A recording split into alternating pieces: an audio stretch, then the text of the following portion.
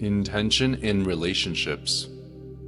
We tend to measure our success in life on one hand by the level of our achievements and on the other by the volumes of our problems.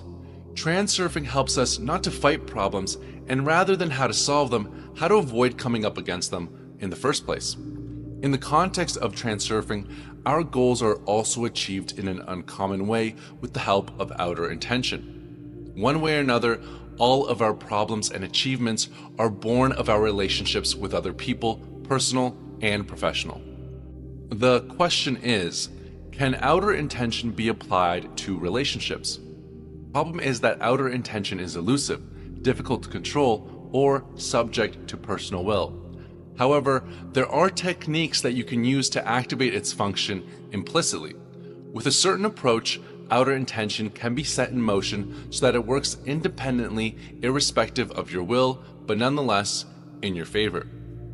Rather than relying on your own inner intention, you can align with the inner intention of others. By letting go of your personal inner intention, outer intention activates and works through the motivations of others. Outer intention doesn't push or strive, it simply facilitates the flow of existing intentions in harmony with the world. Leverage the inner intention of others to help achieve your goals effortlessly. This approach isn't about exploiting or using others. It's about allowing them to pursue what they genuinely want. Most problems arise from conflicting personal interests where one person's inner intention clashes with another's. Balancing different needs isn't as hard as it seems. The key is to find common ground where everyone's inner intention align naturally. Well, how do we do this? Self-worth is deeply tied to inner intention and inner importance. Pendulums gain independent control over individuals by leveraging importance. For most people, maintaining and enhancing self-worth becomes the primary driver of their intentions, often overshadowing their true needs of the heart or frail. Frail representing the soul's unique essence, which is usually underdeveloped and drowned out by the constant effort to uphold self-esteem in a pendulum-driven world. To activate outer intention in relationships, let go of the idea that you must change yourself or others. The common advice to start by changing yourself often feels uncomfortable because it implies that you're flawed. You don't need to force change on yourself or others. This isn't effective and stems from inner intention. Instead, focus on allowing others to fulfill their inner intention and desires. When you create space for their natural flow, outer intention will activate and align your inner desires effortlessly. Now, for the sake of argument, let's imagine a woman eager to get married, but her partner keeps delaying with excuses. She pressures him, trying to convince him to marry her, and this creates excess potential because of her intense desire and the importance that she places on marriage. Balance forces will likely intervene, causing tension and possibly driving her partner away. The issue isn't that her partner doesn't love her, it's that she has made marriage a condition for love, creating a dependent relationship. If you loved me, you'd marry me. For outer intention to work, she needs to release her attachment to persuading him. Instead, she should ask, what does he want in a marriage? Most likely he seeks love, respect, appreciation, and security. If she focuses on nurturing these aspects, she will not only fulfill her own goal, but also ensure her own needs are met. If she feels he doesn't deserve her love or respect, she should question why she's in the relationship at all. Everyone has the freedom to choose what's right for them. There is no need to change yourself. The key is to shift your focus. Most people are so absorbed in what they want from others that they overlook what those others truly want for themselves. By understanding and supporting someone else's desires, you naturally create a pathway to fulfilling your own. Simply ask yourself this question: what does this person want?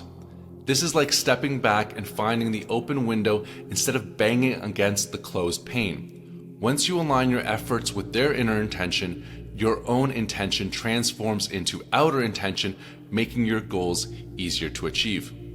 Very often, inner intention is aimed at attracting attention and presenting oneself in the best possible light. Or you may be worried about something that is not going very well. Imagine that you're going to a party.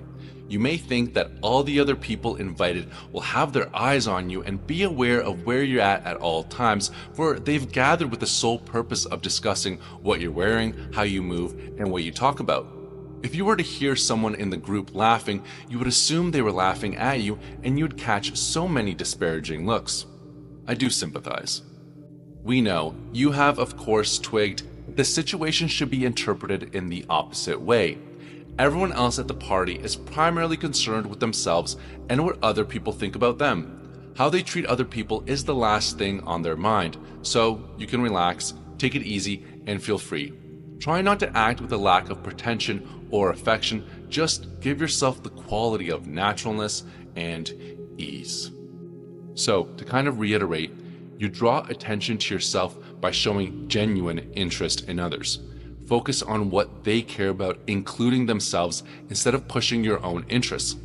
This shifts inner intention to outer intention, and as a result, people will be naturally drawn to you without you even having to try.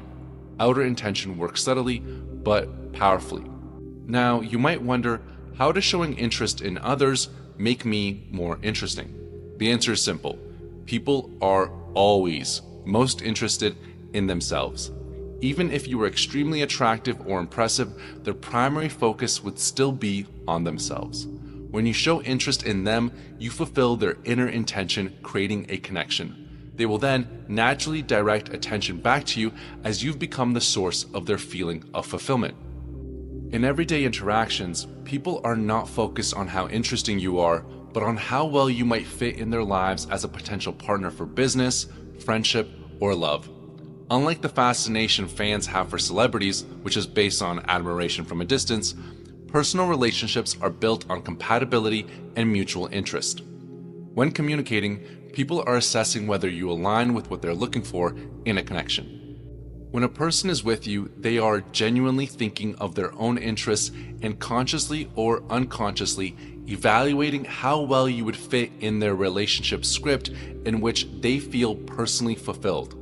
A person feels fulfilled when their sense of self-worth is confirmed. They feel liked, interesting, respected, as worthy as anyone else, and valued. The key to connection lies in how valued and confident the other person feels when interacting with you, not your strengths or flaws. If you impose yourself on someone, they may feel overshadowed. If you show genuine interest in them, they will feel seen and appreciated.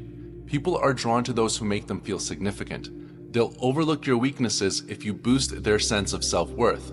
Your strengths and shortcomings aren't their main focus. How they feel about themselves around you is what truly matters. Even if you're impressive in every way, it won't guarantee friendship or partnership. In fact, your perfection might intimidate others. People don't want to feel outshined, they want to feel valued. Shift your focus away from highlighting your qualities and instead make the other person feel special. When they feel important in your presence, you'll win their heart effortlessly. Most people try to impress in conversations by showcasing their intelligence, experiences, or their connections. This approach stems from inner intention and is very common. To stand out, take a different approach. Focus on making the other person feel interesting. Listen attentively, ask thoughtful questions, and show genuine curiosity about their stories and experiences. Let them lead the conversation while you actively engage. By the end, they'll feel valued and think of you as an interesting, kind, and wonderful person without you needing to prove anything about yourself. Outer intention works by allowing the inner intention of others to be fulfilled. You sacrifice putting your own personality in the spotlight to allow the personality of another to shine, and as a result, you receive the very thing you sacrificed. The person in question will be won over instantly and become an avid fan because you allowed them to fulfill their inner intention, something they would never experience in the company of a showman. You might wonder why you should give others your attention, respect, and interest when they seem self-centered and indifferent to you. But ask yourself this: why should they care about you, admire you, or respect you? What you believe about your worth compared to theirs is just inner intention wrapped in excess potential. Your inner intention seeks validation, but true significance comes when you let go of your inner intention and focus on fulfilling the inner intention of others. Your advantage is that you're using outer intention while most people are stuck in their own inner intention. Leverage this to build meaningful connections. Generally speaking, if you want something from someone, you should bear one universal principle in mind. Let go of inner intention to receive and substitute it with the intention to give. It is very easy to do. When you give freely, you receive abundantly. If you want respect, give respect first. Show others they matter to you. If you need compassion and gratitude, offer sincere care and support to others. If you want to be seen as attractive, express genuine admiration for someone else's qualities. If you seek help and support, be the first to help others. It raises your value and leaves you feeling empowered. If you want true love, let go of possessiveness and love freely without expecting anything in return. This rare kind of love is irresistible. By giving what you seek, you naturally attract it back into your life. To give and to receive are of the same truth, A Course in Miracles. There is one more question. How can you make someone do what you need them to do? You can, of course, force a person to do something with inner intention if you are in a position of power. You can also persuade a person that it is essential that they do something. However, outer intention offers the most effective method. Arrange things in such a way that a person wants to help you.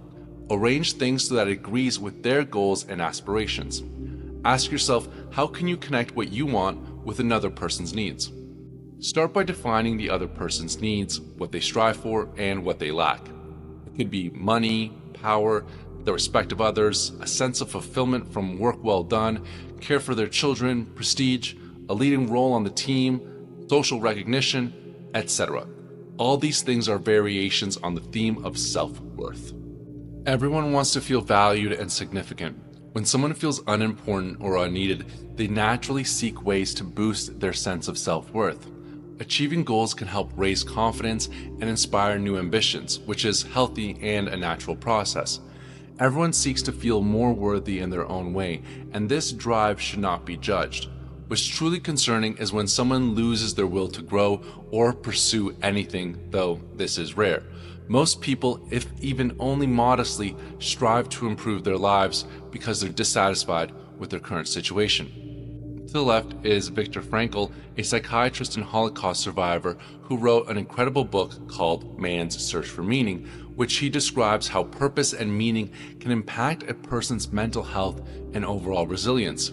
He noted that people, even those in the direst conditions like concentration camps, who found a sense of purpose or a reason to live were far more likely to survive and maintain mental clarity than those who felt like life was meaningless.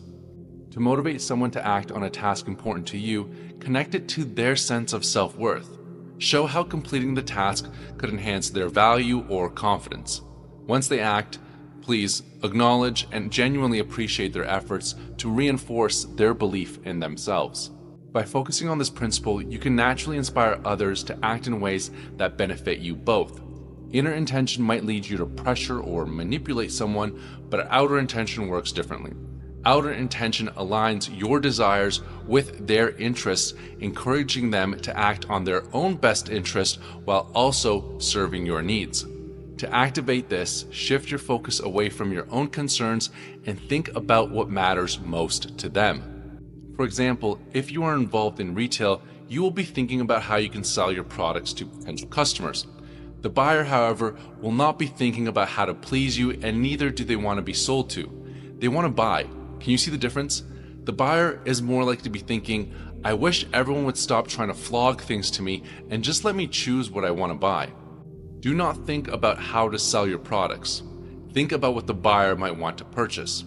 The desire to sell is a reflection of inner intention. Outer intention takes a totally different approach, which is to find out what the buyer wants. You do not necessarily have to know what product the buyer wants exactly. If they suffer from inferiority, you take a genuine interest in boosting their self-worth and self-esteem, and achieving their goal, the buyer will make a purchase from you. This is an oversimplified example, of course, but the principle is infallible. Every time you need something from someone or need to have them do something, let go of inner intention. Ask yourself what the other person's desires might be. Act in a way that assists that person in fulfilling inner intention. Once you're already helping someone else fulfill their inner intention, consider casually what you need from that person. While you're busy realizing the other person's intention, make your request in passing. You might find that you don't even need to hint at your own need, and everything unfolds of its own accord. This is the magical power of outer intention. An even more effective way of influencing other people is to try and induce their inner intention. When you break it down step by step, the method is quite simple. Enhancing one's sense of self-worth almost always serves as the motivation for inner intention. Everyone is trying to emphasize and increase their sense of self-worth to one degree or another, and by one means or another. If you need something from someone, all you have to do is think of how doing what you require of them would increase their sense of self-worth. This is what they call issuing a challenge. You can issue a challenge to a group as well as an individual in the form of, "So, who among you is the best?" If you're playing on feelings of professional honor, then the challenge may sound like, "Let's not lose face." You can also appeal to inner importance. Let's show them what we're made of. If a person accepts the challenge in the context of their self-worth, they will carry out your will as if it was their own, and you will have their commitment precisely because you have abandoned your own inner intention and paid attention to that of another. Work with other people's inner intention, not your own.